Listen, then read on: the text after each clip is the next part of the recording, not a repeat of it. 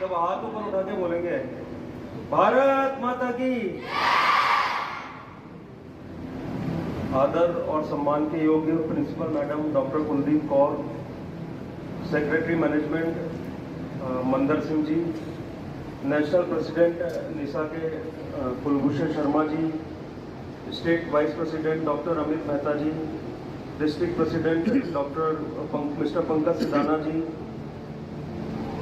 हमारे SHO traffic, SHO ओडा, जो ट्रैफिक का यहाँ स्टाफ बड़ी मेहनत से लगा हुआ है, वो स्कूल का सारा स्टाफ, सारे मैनेजमेंट और जो भी यहाँ कर्मचारी उपस्थित हैं, जो भी अगर पेरेंट्स उपस्थित हैं, हमारे मीडिया के सभी बंधु, तो ये बहुत अच्छा कार्यक्रम है और बहुत अच्छा इनिशिएटिव है।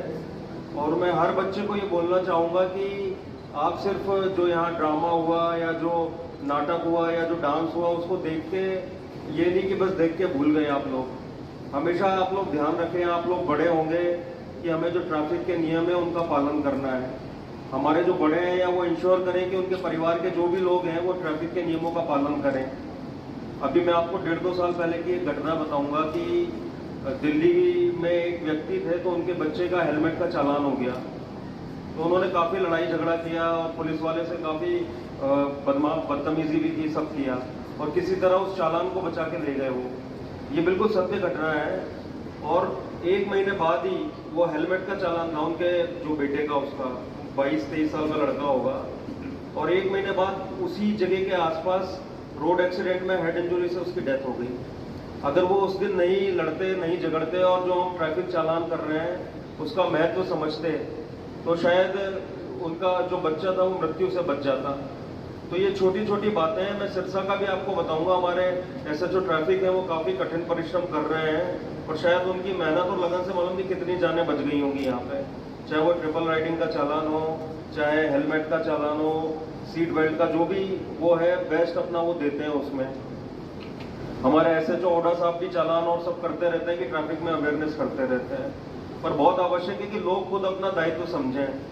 हमको कभी कोई चालान करने में या किसी को रोक के पूछने में मजा नहीं आता पुलिस को, और ना कोई हमारा उसमें बहुत ऐसा है कि हमको बहुत इंटरेस्ट लगता है कि हम गाड़ी रोकें और किसी का चालान करें। हमारा ये रहता है कि आपकी जान सुरक्षित रहे, ठीक है। और मैं वही बोल रहा हूँ कि लोग यहाँ पे, आप अगर पिछले 1 साल का डाटा देख लेंगे, आप देखेंगे कि 20 से 30 साल की डेथ बहुत ज़्यादा हो गई, बहुत ज़्यादा जो यंग डेथ होती है मोटरसाइकिल एक्सीडेंट में, हमेशा आपको देखेगा कि कोई युवा है उसकी मृत्यु हो गई, और 90% कारण सिर्फ उसका सर की इंजरी होना है, उसमें हाथ पे टूट जाता है वो ठीक हो जाता है, लेकिन हेड इंजरी हो गई तो बचना मुश्किल हो जाता है।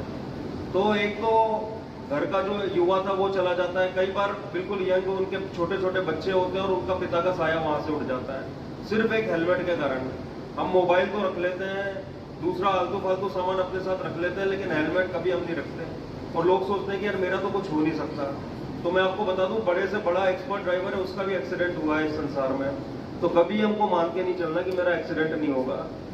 कभी भी ये नहीं सोचना कि मैं बहुत ज़्यादा वो हूँ, मतलब मैं इतनी अच्छी गाड़ी चलाता हूँ और बच जाऊँगा। मेरा खुद का एक्सीडेंट हुआ था और ट्रैक्टर पूरा ऊपर चढ़ गया था, बट मैं सिर्फ हेलमेट पहना था इसलिए बच गया उस दिन। हाथ पैर में इंजरी हुई, मैं जब 12th क्लास में पढ़ता था तब की बात है, जो छोटी मोपेड टाइप की गाड़ी होती है उससे वो ट्रैक्टर ही रॉन्ग साइड आ गया, मैं तो सही गाड़ी चला रहा था। तो जरूरी नहीं कि आप अगर अच्छी गाड़ी चला रहे हैं तो सामने वाला भी उसको सही चला रहा हो। आप बहुत सारे वीडियो देखेंगे, हो सकता है वो भी गलत हो। तो आपकी सुरक्षा, और अगर आप अपने परिवार के प्रति अपना दायित्व समझते हैं, अपना तो भूल जाइए, तो हमेशा सबको जो भी ट्रैफिक नियम है उनका पालन करना चाहिए। और ये जो स्कूल है हमारा माता हरकी देवी, इसका बहुत अच्छा प्रयास है कि बच्चों को अभी से इतना जो है जागरूक कर रहे हैं। तो इसके लिए सारे जो हमारे शिक्षक गण हैं वो बहुत बहुत साधुवाद के पात्र हैं, बहुत बहुत धन्यवाद के पात्र हैं। पर हर बच्चा और हर आप इनके पेरेंट्स को भी बुलाइए, इनकी भी मीटिंग लीजिए। मैं आपको सिरसा का भी बता दूं कि स्कूल के बच्चे हैं, इतनी तेज गाड़ी भगाते हैं वो पूछिए मत वहाँ पे। कई बार हमको मन होता है कि इनके पेरेंट्स को बुला के हम लोग डांट लगाएं कि आप लोग इनको क्या करवा रहे हैं। ऐसे में फिर एक्सीडेंट हो जाता है और आप 1 साल का अखबार निकाल के देख लीजिए, आपको पता चल जाएगा कि कितने यंग बच्चों की जान चली गई। और जान चली गई, कई लोगों के हाथ पैर टूट जाते हैं, हाथ पैर काटने तक पड़ जाते हैं, तो पूरा जीवन उनका खराब हो जाता है। सोचिए, इतना लाड़ प्यार से माता पिता अपने बच्चे को बड़ा करते हैं और वो जब यंग एज में आया, जब परिवार के प्रति उसको अपना दायित्व निभाना था, तो उसके हाथ पैर टूट गए या उसकी मृत्यु हो गई या कोमा तक में चले जाते हैं, हेड इंजरी में कोमा हो जाता है लोगों को, तो वो बिल्कुल डेथ है। तो हमेशा हेलमेट जरूर पहने जो टू व्हीलर चलाते हैं। फोर व्हीलर में भी यही होता है कि जब भी आप कार या चला रहे हैं तो हमेशा सीट बेल्ट पहने। वहाँ सबसे ज्यादा इंजरी होती है कि जब गाड़ी को झटका लगता है, एकदम से ब्रेक लगता है या किसी उससे टकराती है गाड़ी, तो जब बिल्कुल स्पीड से एकदम स्पीड कम होती है, हमारा शरीर चलता रहता है और आगे एकदम झटका लगता है, उसके कारण सबसे ज्यादा इंजुरीज होती हैं गाड़ी में।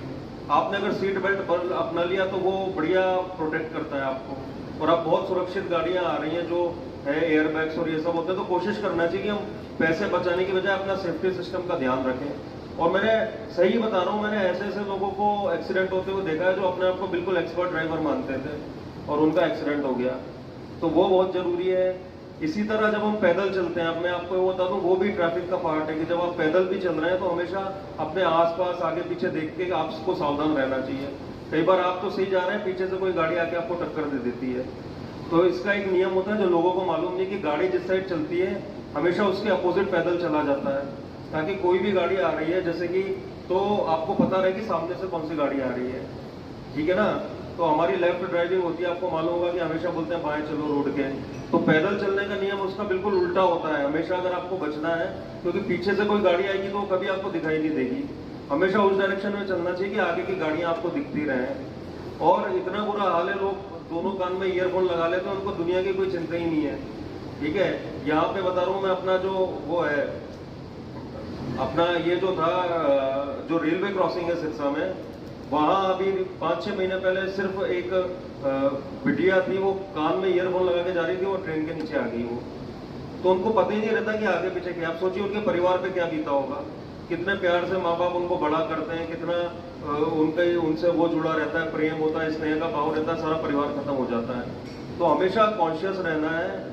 और ये मोबाइल बहुत बड़ा दुश्मन बनता जा रहा है हमारा, ना सिर्फ हमारा बल्कि परिवार में लोग हैं, बैठे रहेंगे एक दूसरे से बात करेंगे नहीं, अपने मोबाइल में व्यस्त रहेंगे, तो उस कारण परिवार टूट रहे हैं। तो जो भी ये टेक्नोलॉजी है उसको हमको अपने यूज के लिए जो है इस्तेमाल करना है। इसी तरह आप ट्रेन में देखेंगे कि लोग चढ़ते हैं, ये भी मैं इसलिए बता रहा हूँ कि छोटी छोटी लोग गलतियां करते हैं, तो कहीं चलती हुई ट्रेन में चढ़ रहे हैं, बहुत तेज स्पीड पकड़ ली, उसमें भी बड़ा बुरा एक्सीडेंट होता है, हाथ पैर कट जाते हैं लोगों के।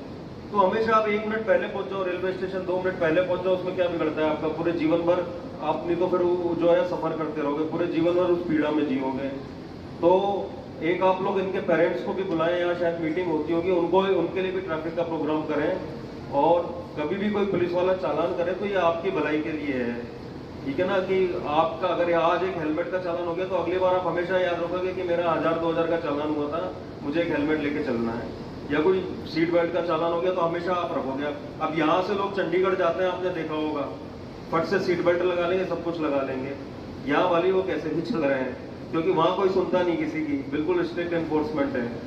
तो मैं तो चाहता हूँ कि इसमें पुलिस की जरूरत ही ना पड़े, लोग खुद सेल्फ मोटिवेट होकर जो है अपना सारी चीजें लगाएं जो भी है।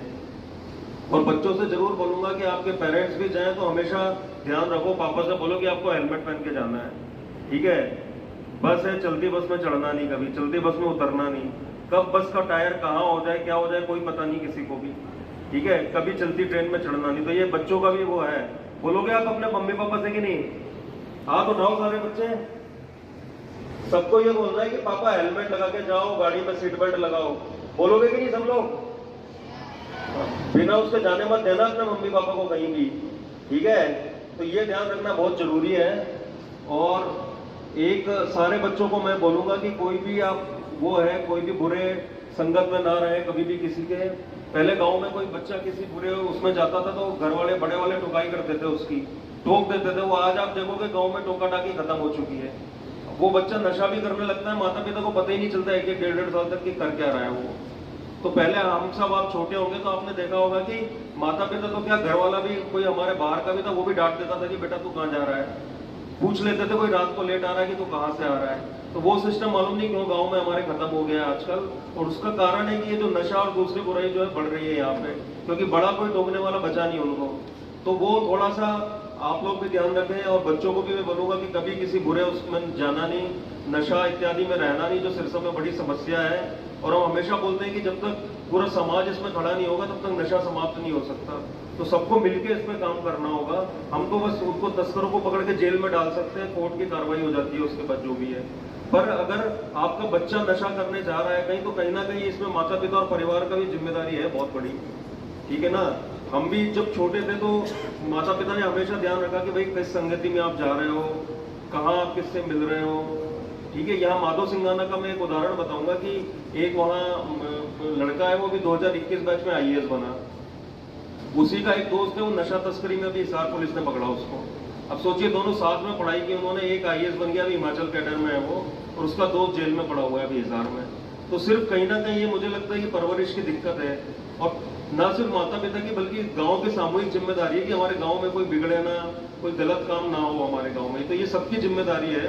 और आपने देखा होगा कि पहले जब गांव पूरा दायित्व ले लेता था तो फिर कोई कुछ उनका बिगाड़ नहीं सकता था।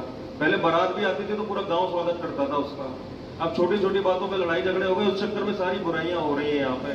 तो वो हमको फिर से लाने की आवश्यकता है और पूरे समाज को एक करने की जरूरत है। और जो भी गलत चीजें हो रही हैं उनके लिए जब समाज खड़ा हो जाएगा तो अपने आप वो सारी खत्म हो जाएंगी। कोई भी पुलिस, कोई डॉक्टर, वो एक लिमिटेड लेवल तक काम कर सकते हैं। जो डॉक्टर है वो चलो नशे वालों का ट्रीटमेंट कर सकते हैं, बट जब वो ट्रीटमेंट के बाद वापस गांव में जाता है तो ये गांव वालों की जिम्मेदारी कि वो दवाई ले रहा है कि नहीं ले रहा है, ये उनके घर वालों की जिम्मेदारी है। तो जब नशा खरीदने वाले ही नहीं बचेंगे यहाँ पे तो फिर बेचने वाले अपने आप भाग लेंगे यहाँ से। अब जब ये मोबाइल आया आपने देखा तो कैमरा, घड़ी, ये सारी बंद हो गई। लोगों ने घड़ी पहनना भी बंद कर दी, कैमरा भी बंद हो गया, कैमरे की जो कंपनियां थी वो बंद हो गई आज की डेट में। कारण क्या है कि उनको कोई खरीदने वाला ही नहीं बचा। आप अब पहले लोग जाते थे कैमरा खरीद के लाते थे, आज कोई नहीं लाता, मोबाइल में सब कुछ है क्योंकि। तो जब कोई खरीदने वाला ही नहीं बचेगा तो अपने आप समाप्त हो जाएगा। तो सबको ध्यान रखना है और स्कूल भी जो है बच्चों को ऐसे संस्कार दे, बच्चों पर ध्यान रखे। और हम अभी प्रयास भी कर रहे हैं कि बच्चों के ग्रुप्स बनाएंगे स्कूल में कि कोई भी अगर बच्चा बिगड़ रहा है तो टीचर के नोटिस में हो कि भाई बच्चा कहीं गलत तो नहीं जा रहा है। वो अभी आप तक भी इंफॉर्मेशन आ जाएगी उसमें। तो 5-5 बच्चों के हम ग्रुप बनाने वाले हैं यहाँ पे कि उनको मालूम रहे कि हमारा दोस्त है या हमारी जो सहेली है वो कहीं किसी गलत उसमें तो नहीं जा रही है। तो पहले ही मालूम रहे तो टीचर पेरेंट्स को बैठ के समझा सकते हैं, उनको बता सकते हैं। तो सारा दायित्व का हमको निर्वहन करना पड़ेगा। और बच्चों से मैं यही बोलूंगा कि हमेशा जीवन में आप लोग बड़े स्वप्न देखो, बड़े लक्ष्य रखो। डॉक्टर एपीजे अब्दुल कलाम बोलते थे कि जो छोटे सपने देखते हैं वो इस देश के सबसे बड़े दुश्मन है। तो हमेशा बिग ड्रीम करना, बड़ा सपना देखना, और जीवन में आप हमेशा सफल होगे। और शायद शिक्षकों को मैं बोलूंगा कि आप प्रेरणा स्रोत बनो बच्चों को, और इनके पेरेंट्स को, इनसे कनेक्टेड रहो। और हमेशा हर बच्चे का ये भी ध्यान रखो कि ये कहीं बिगड़ तो नहीं रहा है, कहीं अगर स्कूल में उसके नंबर कम आ रहे हैं तो उसका कारण क्या है। हम बच्चों को डांट देते हैं, समझा देते हैं, लेकिन उसकी जड़ में नहीं जाते कि क्या दिक्कत है उसके साथ। तो उस पर हम सब लोग मिलकर काम करें और कोशिश करें एक अच्छा समाज बनाएं। और ट्रैफिक का सारे लोग पालन करें। जो बच्चे हैं वो जरूर यहाँ मोटिवेट होंगे इतना अच्छा कार्यक्रम देख के। और यहाँ पालना भी हमको दिखना चाहिए कि जब ये बच्चे बड़े हों तो हेलमेट पहने, सीट बेल्ट पहने, पार्किंग इत्यादि का ध्यान रखें, पैदल भी चलें तो ध्यान रखें। तो आशा करता हूँ हम सब मिलकर एक अच्छे समाज का निर्माण कर पाएंगे। धन्यवाद। जय हिंद।